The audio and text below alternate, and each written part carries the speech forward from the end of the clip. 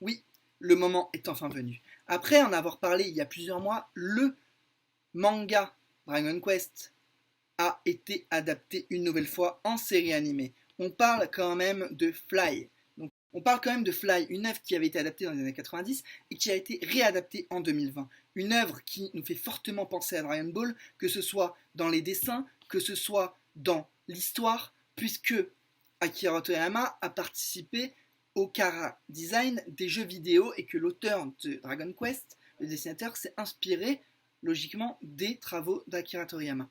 Donc on a un mini Goku qui est en train d'évoluer sur une île où il est considéré comme un sans magie et que au fil de l'aventure, il va comprendre qu'il est doté d'une puissance incommensurable. Donc sans vouloir spoil ou quoi que ce soit, on est vraiment sur un reboot très intéressant à suivre, que ce soit au niveau du chara design, qui est vraiment fidèle, comme vous pouvez le voir derrière moi, et aussi au niveau des voix. Les seiyuu ont été très très bien choisis. Donc on est sur un héritage, l'héritage de Dai. D'un côté, on a Dragon Ball Super qui n'a toujours pas repris et qui devrait reprendre dans les mois à venir. On a des informations qui sont comme du teasing. On sait qu'il y a un site web qui a été déposé. Donc Dragon Ball devrait revenir. Donc en attendant Dragon Ball Super, Dragon Quest peut être considéré comme un héritier spirituel de Dragon Ball, et pas Dragon Ball Z, Dragon Ball, puisqu'on a un jeune aventurier qui veut devenir un brave et qui va rencontrer Pop, rencontrer Mam et d'autres personnages pour vaincre le seigneur des démons Adlar. Adlar qui est revenu d'entre les morts. Il a été vaincu par un héros dont je tairai le nom pour ne pas spoil, et on a aussi une histoire où on ne comprend pas ce que Dai a sur le front. On voit derrière moi, il a une marque de dragon, mais on ne sait pas à quoi ça sert. On sait juste qu'elle lui permet de développer, de débloquer une puissance inconnue, une puissance qui va se déployer au fil des prochains épisodes. Donc moi je sais pourquoi il porte cette marque, puisque j'ai vu l'ancien anime. Et d'ailleurs je l'avais adoré, donc je peux donner un point de vue objectif sur la nouvelle version.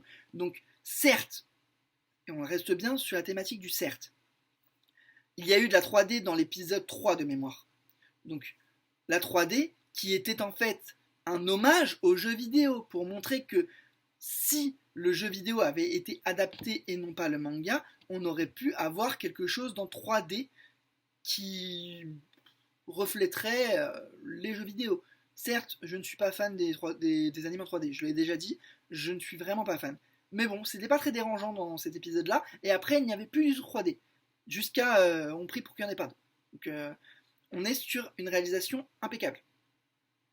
Avec 6 épisodes à son actif et disponibles sur Crunchyroll gratuitement, vous pouvez très bien regarder les épisodes par semaine. Donc le principe de Crunchyroll est que l'épisode devient gratuit pour n'importe qui au bout d'une semaine. Donc il y a un petit décalage d'une semaine, mais vous pouvez suivre l'anime sans aucun souci. Donc vous pouvez regarder gratuitement Dragon Quest, la quête de Dai 2020, la version 2020, sur Crunchyroll. Voilà, c'est pas pour faire de la pub ou quoi, c'est juste que c'est pratique. Pour devenir le héros qu'il doit être. Oh, qu'il doit être, c'est mieux. Voilà. Pour devenir le héros qu'il doit être, Dai va être accompagné de ses amis, donc Pop et Mam, et combattre le seigneur des démons, Adlar. Adlar qui ressemble beaucoup au roi Piccolo. Donc c'est pour ça que je disais le petit parallèle à Dragon Ball. J'ai eu l'impression, dans l'épisode 5, de voir un combat entre le roi démon Piccolo et Goku. Fly, donc Dai, dans la version japonaise, on a l'impression vraiment de voir du Dragon Ball. Pas du Dragon Ball Z, du Dragon Ball.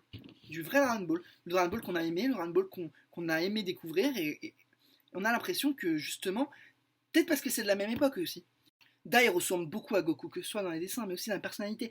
On a un jeune, vaillant, un brave, qui va combattre le seigneur des démons, Adlar, pour sauver l'humanité. On est vraiment sur une suite spirituelle de Dragon Ball. Et on va aussi rappeler que ce n'est que le début. On va rester à l'affût et voir comment ça va évoluer. Mais on sait que Dai a un énorme potentiel, comparable à celui qu'avait Dragon Ball enfant. L'évolution de Fly Die sera très intéressante à suivre. Concernant la réalisation, elle est très bonne. Franchement, pour un reboot d'une œuvre qui date des années 90 quand même, la Toei a vraiment fait un bon travail. On peut le voir au niveau des dessins, au niveau de l'animation. Certes, il y a eu la partie 3 en 3D que j'ai rappelé tout à l'heure, mais ça, ce n'est qu'un détail. L'anime, en général, la série animée, est une réussite. Que ce soit au niveau des musiques, au niveau des effets sonores, au niveau de l'histoire. C'est vraiment respecté. On a l'impression qu'ils ont voulu coller au manga. C'est donc un plaisir de suivre chaque semaine les aventures de Fly et nous avons hâte de voir la suite.